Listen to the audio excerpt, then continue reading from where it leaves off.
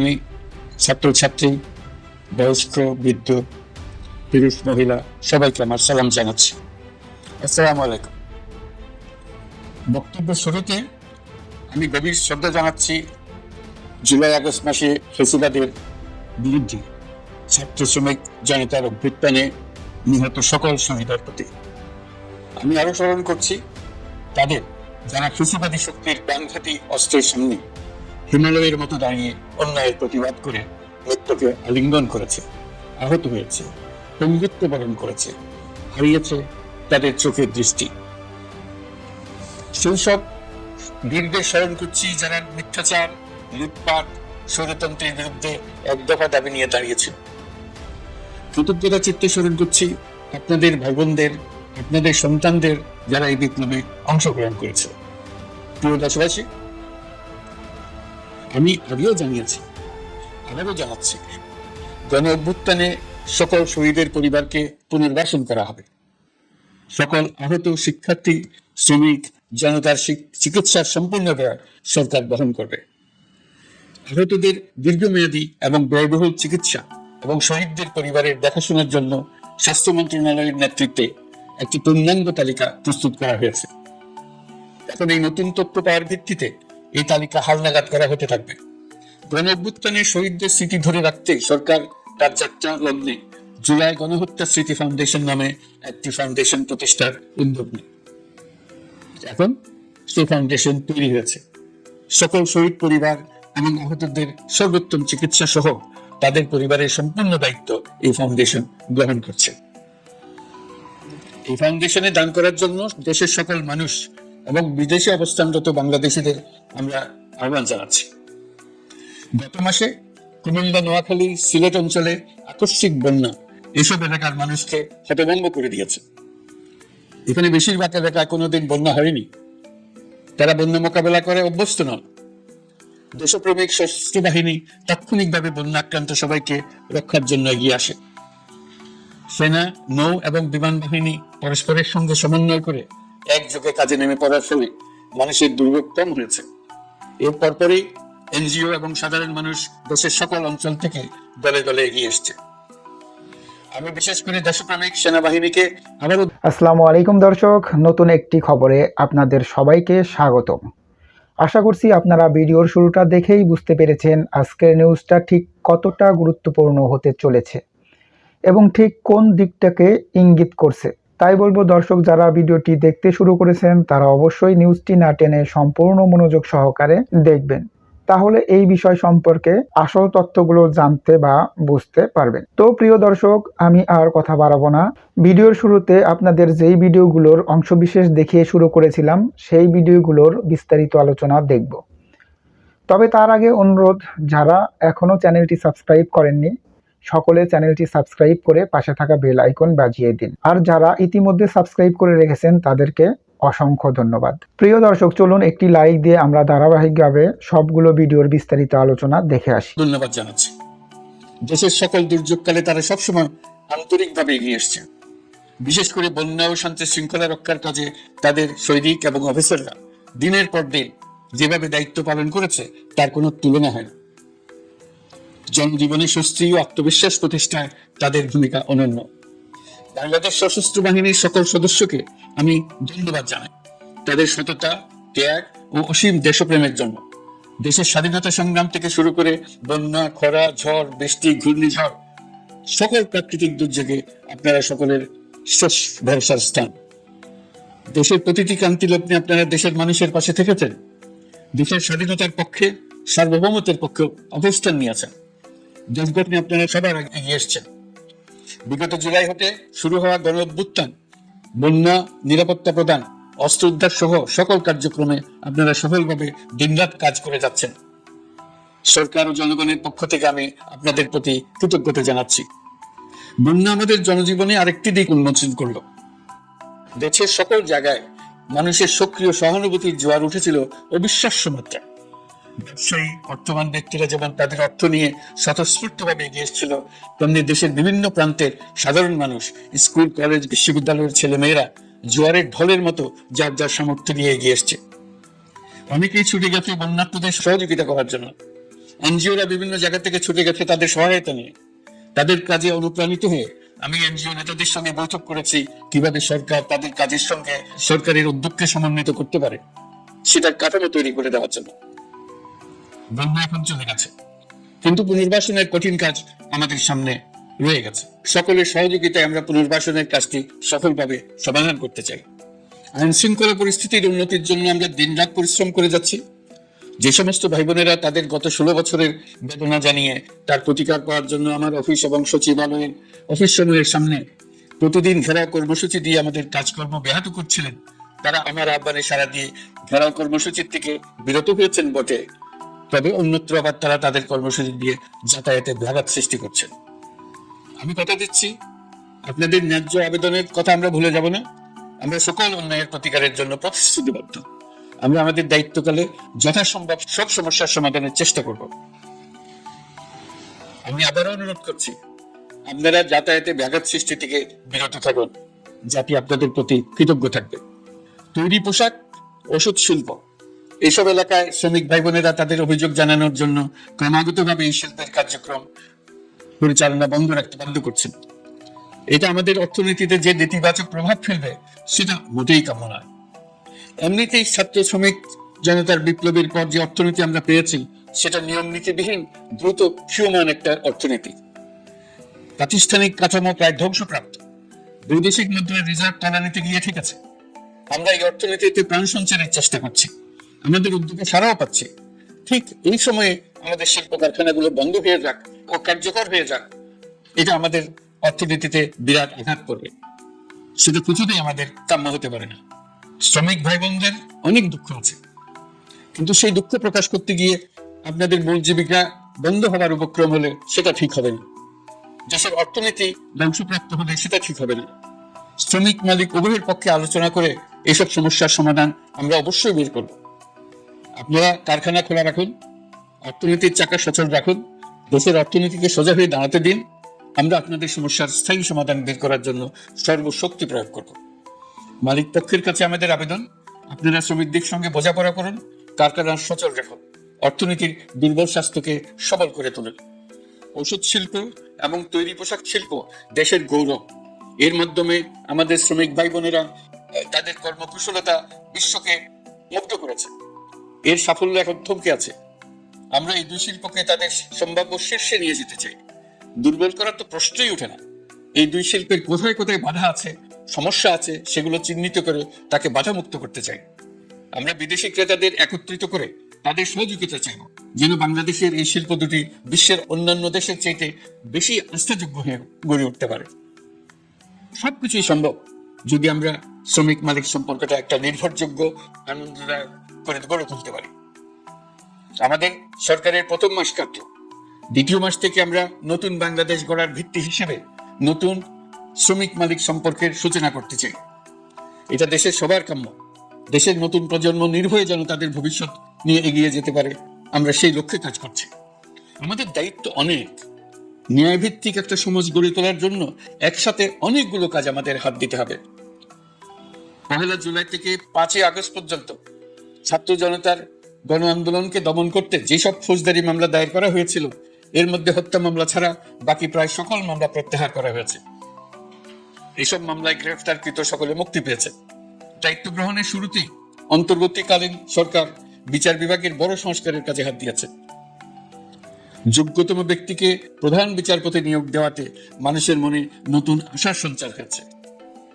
Appeal বিভাগের বিচারপতি নিয়োগ, অ্যাটর্নি জেনারেল নিয়োগ এবং অন্যান্য নিয়োগগুলি অতি গুরুত্বপূর্ণ নিয়োগ, যেগুলো সবকটাই সম্পন্ন হয়েছে।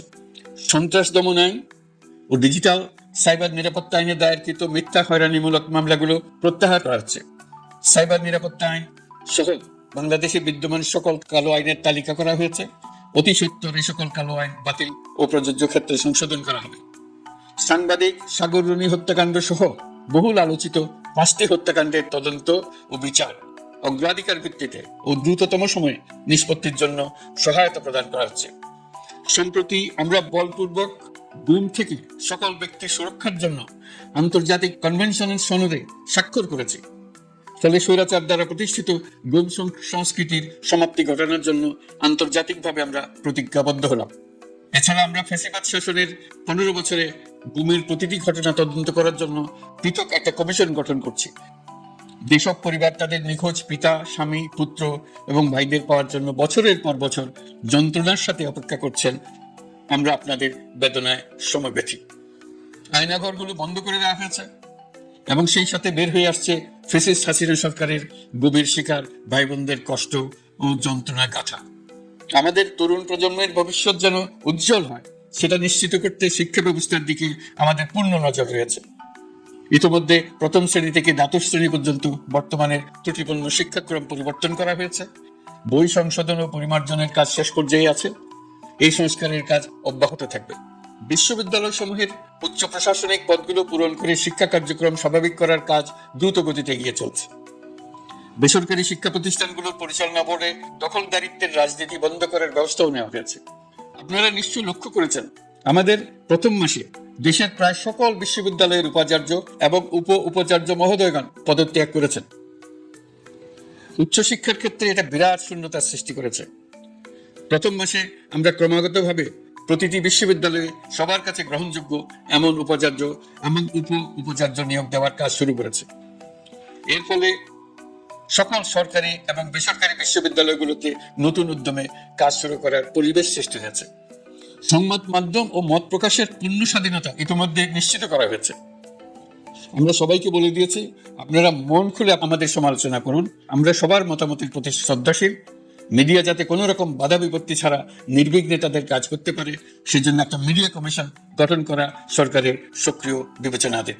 আরো যেসব কমিশন সরকার সহ অন্য সবাইকে জবাবদিহিতার আওতায় আনতে পারে, আমরা তাদের পুনর্গঠন ও সংস্কারের উদ্যোগ নিয়েছি, যাতে তারা আরো শক্তিশালী হয়, জনকল্যাণে কাজ করে। দায়িত্ব গ্রহণের পর বিভিন্ন দেশের সরকার প্রধান টেলিফোনে এবং শুভেচ্ছা বার্তা পাঠিয়ে আমাকে অভিনন্দন জানিয়েছে। বিভিন্ন দেশের রাষ্ট্রদূত এবং হাই কমিশনার বৃন্দ আমার সাথে সাক্ষাৎ করে দ্বিপাক্ষিক সহযোগিতা বৃদ্ধির আশ্বাস দিয়েছে। আমার অনুরোধে সংযুক্ত আরব আমিরাতের 57 জন বাংলাদেশি যারা ফ্যাসিবাদ বিরোধী বিক্ষোভে অংশগ্রহণ করা বিভিন্ন মেয়াদে কারাদণ্ডে দণ্ডিত হয়েছিলেন, তাদের সাধারণ ক্ষমা ঘোষণা করেছেন সে দেশের সরকার। ইতিমধ্যে তাদের কয়েকজন দেশে ফিরে এসেছেন। এই ক্ষমা প্রদর্শন ছিল অতি বিরল একটি ঘটনা। এই জন্য আমি সংযুক্ত আরব আমিরাতের রাষ্ট্রপতি শেখ মোহাম্মদ বিন জায়েদ আল নাহিয়ানকে ধন্যবাদ ও কৃতজ্ঞতা জানিয়েছি আপনাদের সবার পক্ষ থেকে। যে সমস্ত সরকার প্রধানের সঙ্গে আমার টেলিফোনে যোগাযোগ হয়েছে, তাদের মধ্যে রয়েছেন ভারতের প্রধানমন্ত্রী নরেন্দ্র মোদী, পাকিস্তানের প্রধানমন্ত্রী শাহবাজ শরীফ। আমরা ভারত এবং অন্যান্য প্রতিবেশী রাষ্ট্রসমূহের সঙ্গে সুসম্পর্ক চাই, তবে সেই সম্পর্ক হতে হবে ন্যায্যতা এবং সমতার ভিত্তিতে। ভারতের সাথে আমরা ইতিমধ্যে বন্যা মোকাবেলায় উচ্চ পর্যায়ে দ্বিপাক্ষিক সহযোগিতার আলোচনা শুরু করেছি। দক্ষিণ এশিয়ায় আঞ্চলিক সহযোগিতা বৃদ্ধির লক্ষ্যে আমি সার্ক রাষ্ট্রগোষ্ঠী পুনর্জীবিত করার উদ্যোগ নিয়েছি। আমরা চাই আমাদের দেশ যেন একটি গণতান্ত্রিক দেশ হিসেবে বিশ্বের কাছে সম্মানের সাথে পরিচিত হয়। দেশের পরিকল্পনা যেন দেশের মানুষ কেন্দ্রিক হয়, কোনো নেতা বা দল কেন্দ্রিক না হয়। আমরা স্বৈরাচারী হাসিনা সরকারের অহেতুক কোটি কোটি টাকা ব্যয়ের প্রকল্প বাস্তবায়িত হতে দেখেছি, যেগুলো কখনোই দেশের মানুষের জন্য ছিল না, বরং এর সাথে জড়িত ছিল কুৎসিত আমিত্ব এবং বিশাল আকারের চুরি। চলমান এবং প্রস্তাবিত সকল উন্নয়ন প্রকল্পগুলোর যাচাই বাছাই করার কাজ ইতিমধ্যে আমরা শুরু করেছি। প্রকল্প বাস্তবায়নের পর্যায় বিবেচনা করে বাকি কাজে ব্যয়ের সাশ্রয় এমনকি প্রয়োজন মতে তা বাতিল করার কথা বিবেচনা করা হবে। দেশের মানুষকে আর ফাঁকি দেওয়া চলবে না। কর্মসংস্থান তৈরি করবে এমন প্রকল্পগুলোকে আমরা অগ্রাধিকার দেব। লুটপাট ও পাচার হয়ে যাওয়া অর্থ ফিরিয়ে আনার উদ্যোগ আমরা নিয়েছি। আর্থিক খাতে শৃঙ্খলা ফিরিয়ে আনতে একটা ব্যাংকিং কমিশনও গঠন করার উদ্যোগ নেওয়া হয়েছে। বিভিন্ন ব্যাংকের পরিচালনা পরিষদ পুনর্গঠন করা হয়েছে। ব্যাংকিং খাতে এই 1 মাসে বিরাট পরিবর্তন এসেছে, আপনারা নিশ্চয়ই সেটা লক্ষ্য করেছেন। আমরা এই খাতে নিয়ম নীতি প্রতিষ্ঠা করতে পেরেছি। আরো অনেক কাজ বাকি রয়ে গেছে। প্রথম মাসের কাজ হিসেবে শুধু প্রধান কাজগুলো করেছে, তার সঙ্গে রয়েছে আরো অনেক পরবর্তী কাজ। ফ্যাসিবাদী সরকার লুটপাট করার জন্য নতুন করে 60,000 কোটি টাকা ছাপিয়ে বাজারে ছাড়ার কারণে মুদ্রাস্ফীতির শিকার হয়েছে দেশের মানুষ।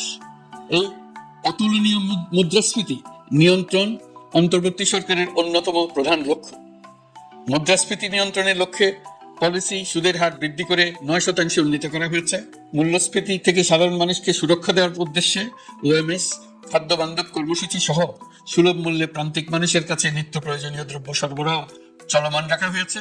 মূল্যস্ফীতি মোকাবেলায় চলতি অর্থ বছরে চাল ও গম আমদানির জন্য 5,800 কোটি টাকা, আভ্যন্তরীণ সংগ্রহের জন্য 8,900 কোটি টাকা এবং খাদ্য ভর্তুকির 3টি প্রোগ্রামের জন্য 7,360 কোটি টাকা বরাদ্দ রাখা হয়েছে।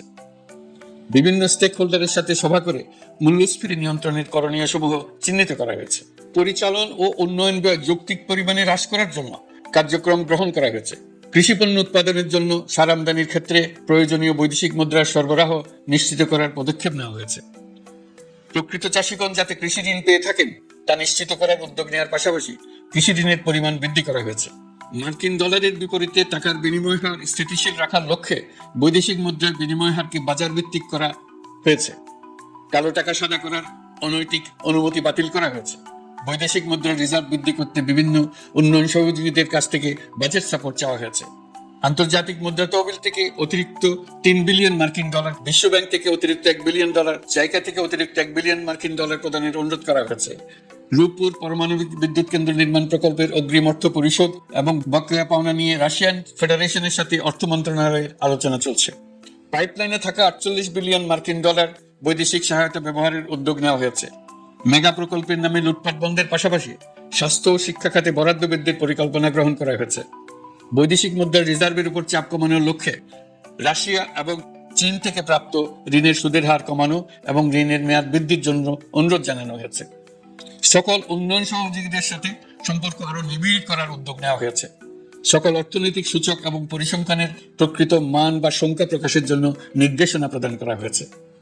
জিডিপি, মূল্যস্ফীতি ইত্যাদি সঠিক উপাত্ত সংগ্রহ, প্রাক্কলন ও প্রকাশের জন্য নির্দেশনা দেওয়া হয়েছে। জাতীয় রাজস্ব বোর্ড এবং অর্থ বিভাগের রাজস্ব আয় সম্পর্কিত উপাত্তের মধ্যে পার্থক্য নিরসনে উদ্যোগ নেওয়া হয়েছে। প্রকৃত রপ্তানি আয় নিরূপণ এবং প্রকাশের নির্দেশনা দেওয়া হয়েছে। জাতীয় রাজস্ব বোর্ডের অটোমাইজেশনের লক্ষ্যে পরিকল্পনা গ্রহণ করা হয়েছে। পুঁজিবাজারকে স্বাভাবিক ধারায় ফিরিয়ে আনতে সিকিউরিটি এক্সচেঞ্জ কমিশন পুনর্গঠন করা হয়েছে। নিত্য প্রয়োজনীয় পণ্য সামগ্রীর সরবরাহ স্বাভাবিক রাখার নিমিত্তে ব্যবসায়ী, শিল্প মালিক ও ব্যবসায়ী সংগঠনের সাথে সভা করা হচ্ছে এবং তাদের মতামতের ভিত্তিতে বিভিন্ন ব্যবস্থা গ্রহণ করা হচ্ছে। বিদ্যমান মজুদ ও ঘাটতি মূল্যায়ন করে ভবিষ্যৎ চাহিদা পর্যালোচনা করে স্থানীয় উৎপাদন বৃদ্ধির পাশাপাশি আমদানি পর্যায়ে বিভিন্ন জটিলতা দূরীকরণ, বন্দর ও বড় মোকাম সহ পরিবহন ব্যবস্থার বিভিন্ন সমস্যা সমাধানে সংশ্লিষ্ট সকল মন্ত্রণালয়, দপ্তর, বিভাগকে প্রয়োজনীয় নির্দেশ দেওয়া হয়েছে। এই জন্য তেল, চিনি, ডিম ও মাংস উৎপাদনকারী বৃহৎ প্রতিষ্ঠান সমূহের সাথে সভা ও মত বিনিময় করা হচ্ছে।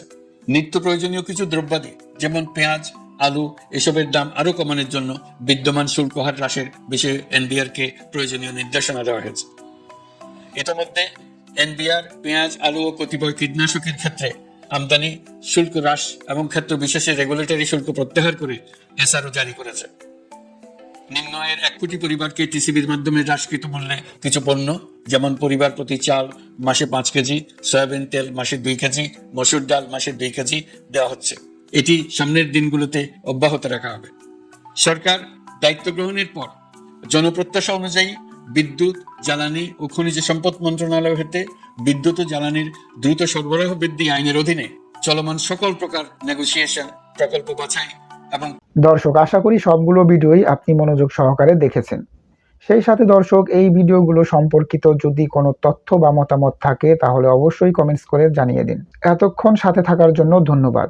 আবার দেখা হবে আগামী ভিডিওতে কোনো নতুন টপিকস নিয়ে।